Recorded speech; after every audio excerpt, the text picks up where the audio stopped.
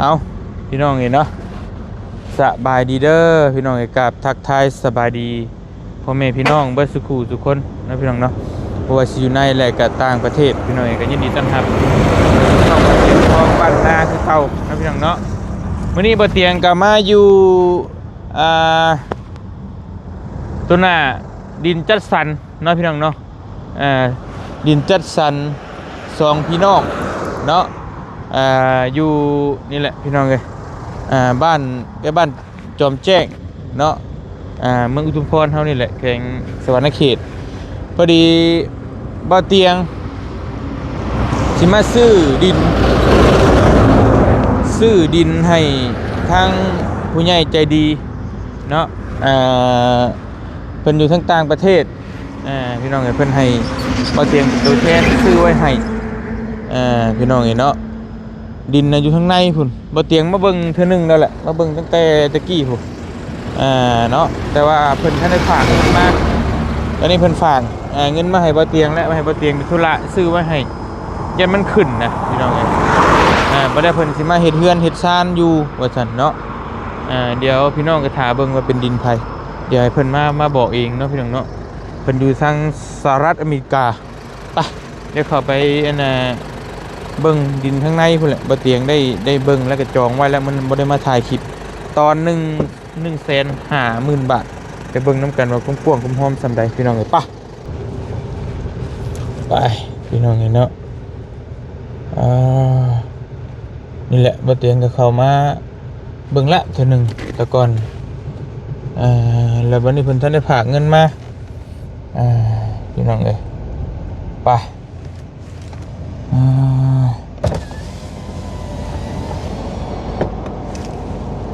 อยู่ทางในพูดพี่น้องเห็นเนาะไปเดี๋ยวเขาเข้าไปเบิ่งน้ำกันมาเลยพี่น้องเห็นเนาะสวัสดีมาจากในเมืองบ่ไปเบิ่งก่อนก็ได้ไปเดี๋ยวเบิ่งอย่างหู้เดี๋ยวไปเดี๋ยวลงไปเบิ่งดินก่อนพี่น้องเห็นเนาะเดี๋ยวพื้นที่มันกว้างห้อมสำใดนะไปพี่น้องไปเบิ่งดินก่อนเนาะฮ้อนได้มาพี่ดินจัดสรรพี่น้องเห็นเนาะไป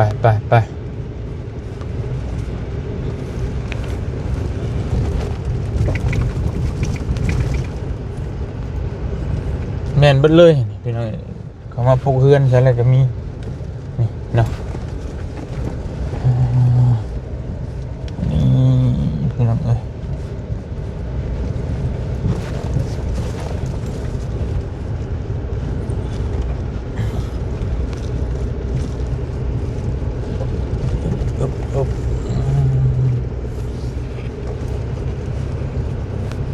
โอ้อยู่นอกพุ่นบ่เตียงเคยไปเบิ่งเทื่อนึงเนาะมันก็บ่ไกลจากทางใหญ่ไปได้นะประมาณ400-500 เมตรนี่ทำสิฮอดบ่ฮอดมัน300 เมตรจนถึงไกลพุ่นทางเพิ่นก็จงไว้กว้างคักมีพื้นมีไฟให้พร้อมเนาะก็โอเคอยู่บ่เตียงมาเบิ่งแล้วตอนนึงถ้าใกล้ๆทางมันสิแพงนะ2-3 แสนบาทแต่มันนอกๆมันยับออกมานิดนึงก็โอเคนี่นะพี่น้องเนาะ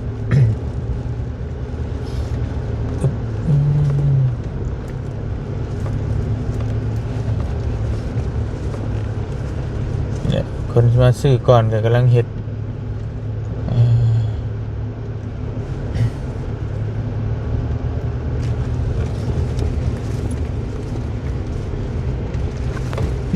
อันนี้เป็นที่หน้าอยู่นี่เนาะเห็ดหน้าเฉพาะขับลายนี่แหละ2-3 ล็อกนี่แหละอย่างนี้เนาะดู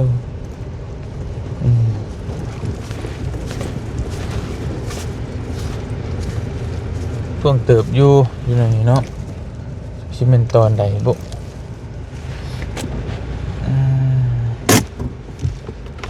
เบิ่งน้ำกัน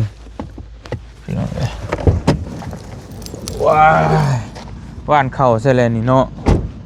ตอนได้ฮะ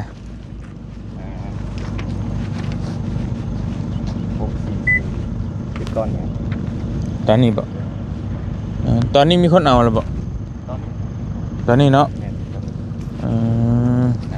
ก็ขอบใจพุ่นพี่น้องเอ้ย แม่นแหละ พาย่างไปด้วยฮะเนาะเดี๋ยวถ่ายเด้อพี่น้องเด้อแต่ลักอันนี้เพิ่นฟังซาวดินด้วยพุ่นปั๊มจักเม็ดหันมีอยู่บ่ในหันมีด้อย ตกอยู่33 เมตร 70 ไปพุ่นเนาะ33 เมตร 70พี่น้องก็กว้างเติบอยู่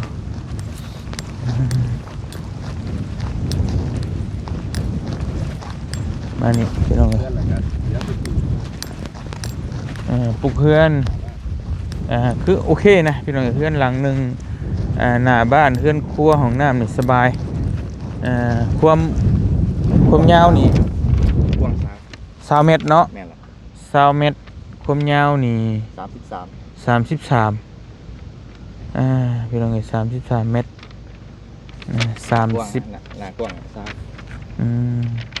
ใกล้เสาไฟพอดีเป๊ะเลย แม่น สุดนี้เลยพี่น้องเอ้ยอันพุ่นแม่นของเพิ่นบ่น่ะชุดละบ่ แม่นเป็นที่ของเพิ่น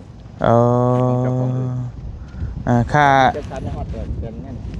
ฮอดแต่ว่างอยู่ทั่ว อันไหหน้านี่ก็บ่แม่นบ่ บ่แม่นให้นั่ง ก็ถือว่าโอเคอยู่พี่น้องบรรยากาศ เริ่มมาอยู่หลายแล้ว เย็นสบายจักปีแหละเริ่มเฮ็ดดินจัดสรรมา 3 ปี 3 ปียังเหลือจักตอนสิเบิดแล้วบ่ ใครได้ไปครึ่งหนึง ทางเบิดมัน116ตอน แต่ว่าหน้าทางนี่ แม่เบิด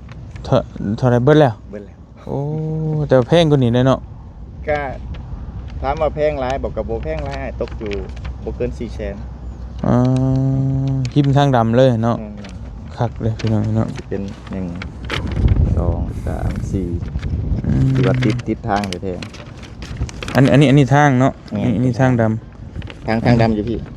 ทางดำอยู่พี่ แม่อันนี้เป็นเดินดินแดงเป็นบาทาง โอเค แต่ก่อนแล้วตัวนี้มันสิเป็นทางหลวงเก่าเลขที่13 มีคนตัด เป็น มัน ติ๊ก ก็มีเนาะ มันเป็นเสลียงหน่อยหนึงดินหักมันบ่อย่างงามต่อแต่มันหมอทาง แต่ตัวในนี่สิงามกว่าเนาะ แม่นมันสิสากเด้ แม่น ดินมันสิสากกว่า แม่นมันแบบสี่เหลี่ยมเลยนะ โดย งามเอามาคุยกับน้องคนไว้แต่เฮิงนั่นแหละแต่ว่ายังบ่มีเวลาบัดช่วงหนึงบัดคือว่าไปบวชบ่ โดย บวชแก้บะบ่ดูจังได๋บวช แม่นอยากบวชนี่แหละคิดมันฮอดยามก็เลยอยากบวช ดี ตอน ๆ พ่อแม่บ่อยู่ก็บ่มีโอกาสได้บวช ก็เลยบวชทดแทนเพิ่น ดีพี่น้องเอ้ยโอ้ยเนาะอันขอโทษเด้อนะน้องชื่อหยังก็เดี๋ยวถามหน่อยหนึง ชื่อพาสุกนะ บ่าวพาสุก โดย เนาะ ชื่อเล่นชื่อเตอร์ บ่าวเตอร์ก็ได้ โดย เจ้าของดินจัดสรรพี่น้องเอ้ยคือดินจัดสรรซองไอ้น้องนี่ไอ้กับน้อง แม่นข่อยกับเอื้อย แล้วก็เอื้อยเนาะ ดินจัดสรรสองพี่น้อง เฮ็ดนำกันกับเอื้อย แล้วเตียงก็เห็นแต่เฮิงนั่นแหละตั้งแต่เริ่มต้นแรกๆอยู่น้องอยู่คนอยู่ไส ข่อยบ่คนบ้านนี่เลยข่อย อยู่ในบ้านนี่เนาะ แม่นเกิดนี่ใหญ่อยู่นี่ โอเคพี่น้องเอ้ยเนาะอันนี้ดินของเจ้าของหรือว่าชื่อของเขา ซื้อ ซื้อแล้วก็มาตัดขาย อ่า ตอนแรกก็ซื้อไว้นี่แหละเพราะว่าราคามันได้ก็เลยซื้อไว้ แต่ก็มีหลายบ่อนอยู่ไอ้แต่บัดนี้แหละพอซื้อมาเลยบ่จักสิเฮ็ดหยังก็เลยรวมกันกับเอื้อยก็เลยมาแบ่งดินขายดินตอนที่เป็นแคมทางเลยก็มี บ่ แม่นยังอยู่ตอนนี้ยังว่างอยู่2ตอน อยู่ใส่ อยู่สวนบ้านขี่ไปสิเห็นดอกมีป้ายติดไว้อยู่ เท่าไรราคาทุกคน เริ่มต้นคือตัวนั่นก็ตกอยู่ล้านหากับ2ล้านหา ความกว้างความยาวเท่าไร กว้างเลยกระจือแน่บ่แน่ประมาณกว้าง30เลิก100กว่า โอ้ 150แหละ และ ตัวหนึ่งประมาณเกือบครึ่งเฮกตาร์ตัวหนึ่งตัวนั้นตัว2ล้านหาติดแคมทางใหญ่เลย ติดดำเลยเนาะติดทางหลวงเลย แม่นติดทางหลวงเลย โอเคเห็ดช้างเห็ดโกดังกับเมาะดูนะเอาคัก ผู้ใดพี่น้องเอ้ยมันยังบ่มีเดินมีดินมีเฮือนมีซ่านก็ มาเบิ่งเอา มาเบิ่งเอาเนาะโปรโมทให้ ได้ บัตเตอร์แล้วก่อนพี่น้องเอ้ย ราคาพิเศษ อืมถ้า จะคิดรา เบิ่ง คาพิ เบิ่ง เศษ คลิป ให้ อยู่เนาะ แน่นครับเบิ่งคลิป เบิ่งคลิปบ่เตียงท่องอยู่พี่น้องเอาละทั้ง คิดราคาพิเศษให้ เตอร์เพิ่นคิดราคาพิเศษให้พี่น้องเอ้ยแต่ว่าสำหรับบ่เตียงเนี่ยมันก็ถือว่าโอเคนะพี่น้อง ราคาก็บ่ ดิน สูง มันบ่สูงปานใดนะเนาะพี่น้อง150,000ก็กว้างเลยครับเบิ่งนี่ก็โอเคแบบถือว่าผู้ใดบ่มีเฮือนมีซ่านน่ะปุ๊กมาจบเลยพี่น้องเอ้ยแบบว่ามันบ่กว้างแฮงแล้วก็มันบ่หอมนะพอดีแบบเฮ็ดเฮือนแล้วก็เฮ็ด หลังบ้านยังมีปลูกผักปลูกหญ้าได้อีกนะพี่น้องมันกว้างเติบ แน่ เลย นสะดวกสบาย มีเห็นห้องน้ำเพื่อนครัวหน้าบ้านได้สบายถือว่าครบวงจรเลยกว้างเบิ่งแต่พี่ เหมาะกับการอยู่อาศัย แม่นมันเงียบสงบ มันงีย เนาะ สงบ แล้ว มัน ก็ หมู่เมือง แม่นบ่ไกลทางหลวงปานใดใกล้ๆหั่นเข้าไปชิโน่นี่ก็จักลักปุฮอดบ่สอง3ลัก3ลักเนาะ โดย ใกล้ๆนี่นะพี่น้องเอ้ยคัก เดี๋ยวนี้โครงการเฮาก็ทางหน้าก็มีมินิมาร์ทอีกสะด แม่ วก น สบาย 24บ่ บ่ประมาณ 9 โมง โอเคมีบิลิมาอยู่ข้างหน้านี่ มันยังบ่เอื้อเปิด24ถ้ามันแบบว่าชุมชนมันหนาแน่นกว่านี้ แม่นพี่น้องนี่เนาะโอเคก็มีแต่ว่าเดี๋ยวมาเบิ่งน้ำกัน พี่น้องเลยนี่แหละเดี๋ยวซื้อไว้แล้วก็ทั้งเบิ่งทั้งเอื้อยเพิ่นสิเฮ็ดจะได้ต่อบ่เตียงก็ไปมาเบิ่งไปลายอยู่เด้แต่ว่าบางบ่อนมันก็ถูกกว่านี้ก็มีหลายอยู่ตอนละ5 60,000 7 80,000แต่ว่ามันโดยความที่ว่ามันบ่สถานที่มันบ่เหมาะนะมันบ่คักปานใดมันบ่เอื้ออำนวยปานใดพี่น้องอยู่ไกลเมืองบางเทื่อ อยู่นี่ถือว่ามักแล้วเนาะ ทงก็ยากแม่นแล้วบ่เตียงมักบรรยากาศนะแบบแบบ ยามนั้นฮะข้าวเขียวหอม ครับก็มันใกล้ชิโน่นะใกล้บ้านบ่เตียงอยู่นี่เรื่องเลยเนาะซื้อให้เอื้อยเพิ่นดอกเพิ่นอยู่ต่างประเทศเพิ่นซื้อไว้ให้พี่น้องเอ้ยเพิ่นให้หาหม้องไว้ให้แต่เพิ่นมาอยู่บ้านอยู่เมืองก็บ่อยากอยู่ไกลปานใดไปโอเคไปได้แล้วนี่ก็ตอนนี้พี่น้องเอ้ย เมื่อเฮ็ดใบซื้อขายอีหยังนํกันราคา 150,000 บาทเนาะ โดย รวมทุกสิ่งทุกอย่างนี่ฮะ แม่น เอ้ย เสร็จแล้วเฉพาะบ่เตียงเลยนี่ โดย ปกติราคามันสิอยู่ประมาณ160,000ปลาย โอ้ยขอบมุกขอบใจหลายๆพี่น้องเลย แต่คนเบิ่งในคลิปมาซื้อนี่ก็สิได้ราคานี้บ่หรือว่าก ะมาลมกัน มาร่วมกันอีกเทื่อนึง มาลม เนาะ กันอีกทีหนึงเพราะว่าดินแต่ละตอนมันสิราคาสิบ่คือกัน มันตามเนื้อที่ แล้วเทื่อมันหอมแน่กว้างแน่เนาะ แม่นมันหอมแหน่กงแหน่ แต่ มา เห ร่ว มาะ มกัน นะเหมาะอย่างใดพี่น้องเอ้ยมันแบบว่า มันแบบสมมุติว่าเฮาเฮ็ดเฮือนอยู่นี่เนาะแล้วทางหน้านี่เป็นให้หน้าน่ะเป็นป่าเขาสีเขียวเลยรู้สึกว่าสุดละผู้ใดที่แบบว่าเบื่อในเมืองมาอยู่ แม่นเบื่อในเมืองมาอยู่ สบา เนาะ ยคักสุดละ วิวทิวทัศน์ก็โอเคทางหลังก็เป็นป่า เดี๋ยวได้เรื่องอยู่คักจำนี่แหละพี่น้องเลยจำเสาไฟตัวนี้ซะแต่ว่าอันนั้นคือไปฮอดพุ่นมันไปฮอดพุ่นบ่ดิได้จ้ะ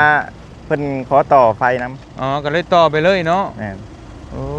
เดี๋ยวสุดเท่านี้เลย แบบเพิ่นซื้อดิน2 ตอนเพิ่นซื้อดิน2 ตอนแหละเพิ่นลงกงเตอร์อยู่ดินเพิ่นน่ะอันนึงแล้วเพิ่นอยากขอลงกงเตอร์อีกอันนึงก็เลยให้เพิ่นต่อ โอเคพอดีงามเป๊ะพี่น้องเลยไปได้ละเนาะมีแต่เดี๋ยวเมื่อเฮ็ดใบซื้อขายน้ำกันคักอนาคตก็สิเอาตอนนี้อีกได้นี่เนาะ กันเพิ่นปล่อย โดยไปพี่น้องกลับมาเฮ็ดใบซื้อขายกันก่อนเนาะ นี่แหละนี่ก็คือทางหน้าทางพี่น้องเอ้ยแล้วก็ดินจัดสรรเข้าไปในซอยพูนมีซอยพุ่นเนาะแต่ข้างหน้าเนี่ยมีวินิมาร์ท ขายเครื่องขายของสะดวกสบายเนาะอันนี้ก็สำนักงานโอ้สำนักงานได้พี่น้องคัก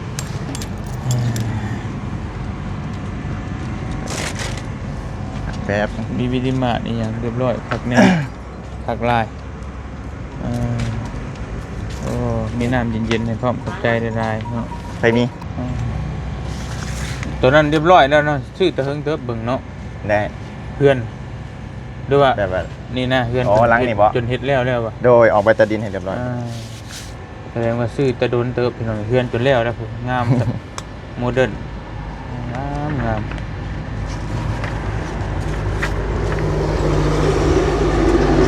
กับเพื่อนที่พักอาศัยอยู่นี่เอาอยู่ในก็เหมาะอยู่พี่น้องเนาะใกล้ทางหลายก็ยึดไล่เสียงรถนะจนเราเบาเตียงว่ามันจังใดบุแต่เฮ็ดห้านค้าห้านขายคืออยู่แต่ว่าเฮ็ด การมาอยู่อาศัยนี่เหมาะสม แม่นบ่มักปานใดเสียงหลังบึด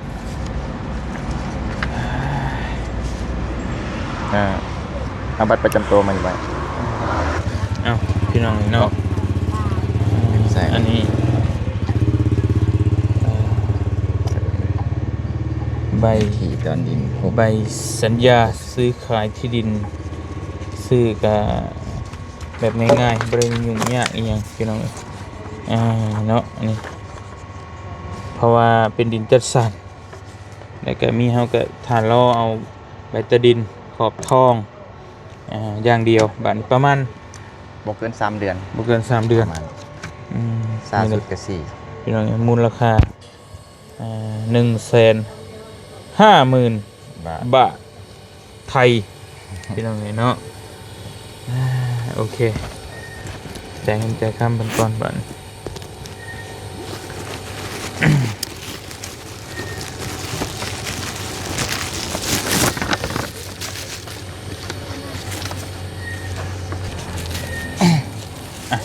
นับเด้อ โดย พี่น้อง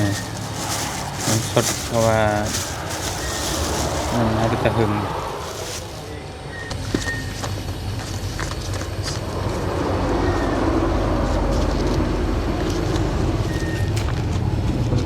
ตัวนี้ไอ้เก็บไว้ เด้อ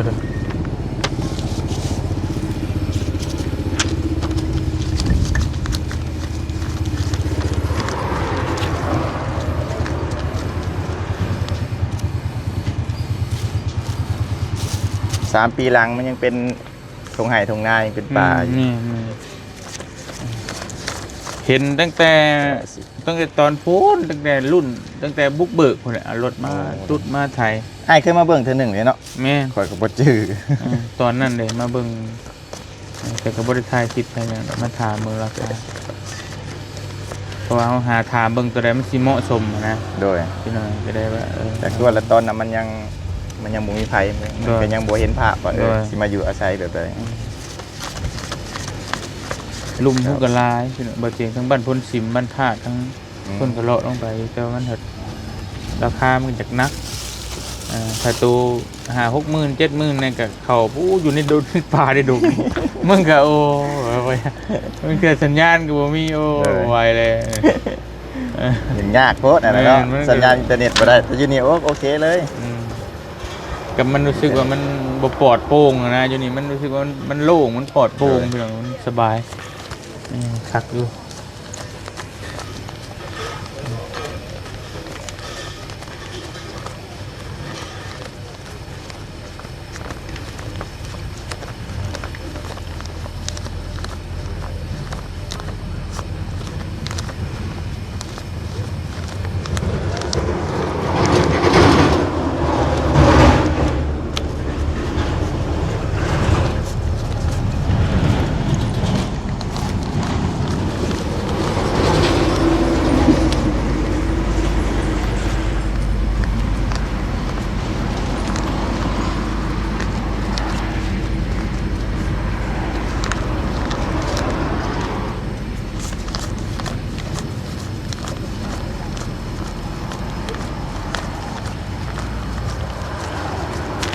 โอเค ครบเนาะ ครบไหมครบ โอเคเรียบร้อยพี่น้องเลยปิดจบ ปิดจ็อบ เฮงๆเด้ จบ อ ไป ผู้ซื้อเด้อ เดี๋ยวเฮงๆคือกันนั่นแหล้วน้องก็ได้ ผู้ซื้อ อัน ขาย โทษอายุจักปีน้อง 32 โอ้ วันเกิดเลยมื้อนี้ วันนี้วันเกิด โดย เฮงๆบานเด้อเสียเด้อพี่น้องโอ้ยเนาะ ขอบใจหลาย อายุ32 ปี โดย มีดินจัดสรรหรือว่ากว้างใหญ่บ่ธรรมดาเด้อพี่น้องหาเงินเก่งขนาด สุดยอดโอ้เนาะผู้ใดต้องการดินต้องการดอนก็มาได้พี่น้อง มา เลย เด้อมา เนาะ เบิ่งเลือกมาเลือกเอา โด ทำเลย งามๆ ยัง หลายตอน ยังประมาณจักตอน อ่าสิประมาณบ่ ประมาณก็ ขาย ได้ ไปนำนี่ประมาณ60 มันยังอีกประมาณ แม่ 60โอ้ยังหลายเดี๋ยวพี่น้อง 50 เนาะ 60พุ่นล่ะ ตอนถึกสุดนี่เท่าไหร่ ถือสุดบ่กะสิอยู่โซนทางอ้ายแหละ ประมาณ150,000ได้ถึกสุดแล้วเนาะ แม่เส้น อ่า แล้วก็ยังอีกต้นหนึงครับมันเป็นใบน้ำไส้ตัวนะเป็นใบน้ำไส้แต่ว่าเฮาแลนเอกสารให้ได้ตัวน่ะขายอยู่130,000 อ๋อ แต่ว่าใช้เวลานี่ แต่ขอบทองบ่ได้เนาะ เฮ็ดได้ อืม แลนเฮ็ดได้ประมาณ5เดือน อืม 5เดือน โอเคแต่อันนี้ขอบทองยังดีแต่ว่า แม่นขอบทองอย่างดีอันนี้ โอเค พร้อมแบ่งเลยตัวนี้ โอเคพี่น้องเนาะเพราะว่า เดี๋ยว เอา แปะโปะกัน อืม ประกอบเอกสารโอนสื่อเลย โดย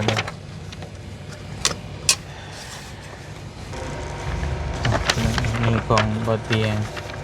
โอเคเรียบร้อย เรียบร้อย แล้วมัน เนาะ จะมีสุดตัวนี้อ่ะไปเซ็นบ้านให้ โดย ใบไซเนี้ยกระหอบ โอ้ยลมก็ได้เรียบร้อย ลมดีแท้มัน บรรยากาศปลอดโปร่งอืมเรียบร้อยมีสถานล่อใบตะลินขอบทอง ใบยังยืนไซเนี้ย โดยตัวนี้เห็ดจังไดก็ เซ็นบ้าน นี่เส้นบ้านอย่างเดียว เนี่ย จบ เซ็นบ้าน เนาะ โคก โอเค โดย โอค เซ็นในบ้านจบ ได้แล้วก็มาให้น้องคือเก่า โดยแม่นแหละ โอเคเพื่อไปตัว จั นี้ ง ไป จังสิได้เงินได้ ไปเล่นไปยังยืนให้บ้านเส้นให้เลยจังมาเล่นแบตเตอรี่บ้านอีกบาทหนึ่ง อ่าขอเอกสารให้ซัมมาโนถือมาอยู่ปะ โอเคโอ้ยโอเคเรียบร้อย มาเต็มเซลล์ได้ คักมาเรียนเนาะเรียบร้อยแล้วบ้านโอ้ยลม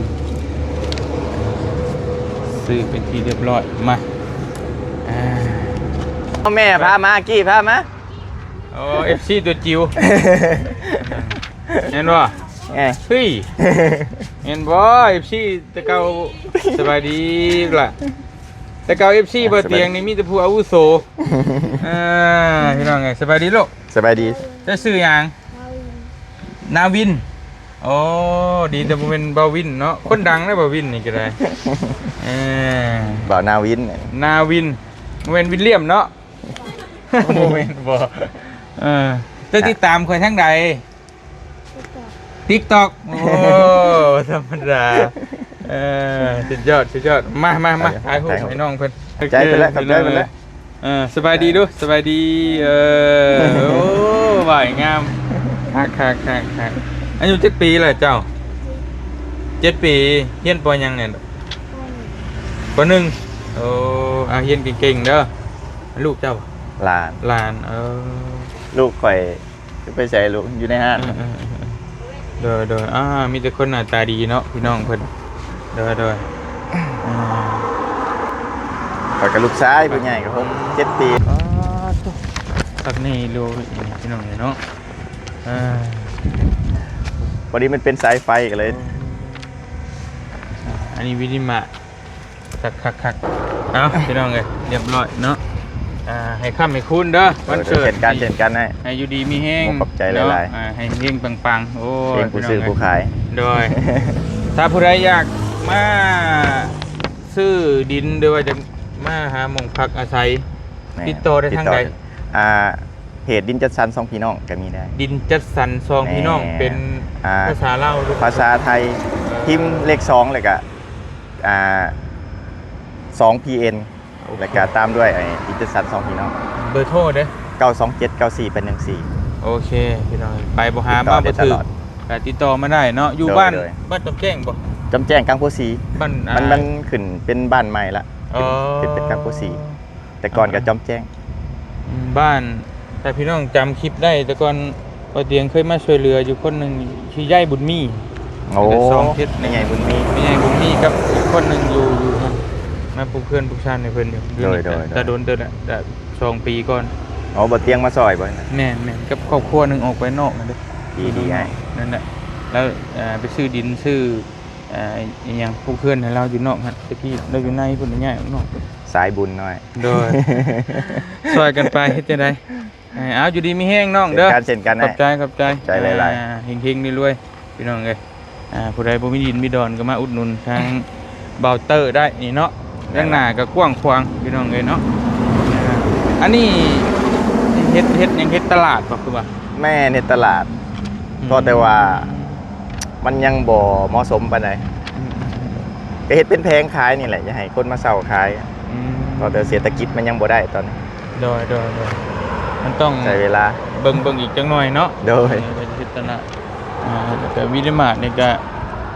น่าจะแห่งเดียวในเขตแถวนี้นะ แม่นล่ะ จะโอเคอยู่พี่น้องเอ้ยเพราะว่าในเขตนี้มันบ่มีต้องเข้าซิโนพุทธเพราะบ้านเฮามันประชากรบ่หลายเนาะ แม่นะ ต้องค่อยเป็นค่อยไปพี่น้อง เป็น เอ้ย ค่อยไป เอ้ามุกขอบใจหลายๆเด้อ โดย น้องเด้อ ขอบใจหลายๆ โดยขอบใจ เช่นกัน โดยกลับก่อนเด้ออันใดก่อน บ่ได้ยินเลข โอ้บ่มันบ่เคยถือ เมื่อยแหละท่อเลขรถเจ้าของก็ออกตลอดได้แต่ว่าจะบัตรเฮาบ่ซื้อเพิ่นออก โดย 7887 อยู่หั่นแม่นมันก็เลยเมื่อยบัดนี้เช่นกัน โดยเฮงๆรวยๆเด้อ เช่นกันเด้อ โดยไปโดยไปกลับก่อนเด้อบ๊ายบายโอ้ ไปพี่น้องเอ้ยพอตัวเดินทางกลับก่อนซื้อเป็นที่เรียบร้อยดินเนาะไว้ให้ทางผู้ใหญ่ใจบุญเพิ่นอยู่ทางต่างประเทศเดี๋ยวเพิ่นมาเดี๋ยวจังสิบ่เตียงสิเฉลยให้ฟังว่าเป็นดินเป็นดอนไผ่เนาะพี่น้องเนาะอยู่นี่แหละอยู่บ้านจอมแจ้งเมืองอุทุมพรแขวงสวรรณเขตหรือว่าเป็นบ้านกลางภาษีก็ได้เป็นเอาร่วมกันนะพี่น้องเนาะกลับมาผู้เดียวมื้อนี้ก็ได้ซื้อไว้ให้เอ้ยเพิ่นน่ะก็สิไปเวียกต่อเนาะ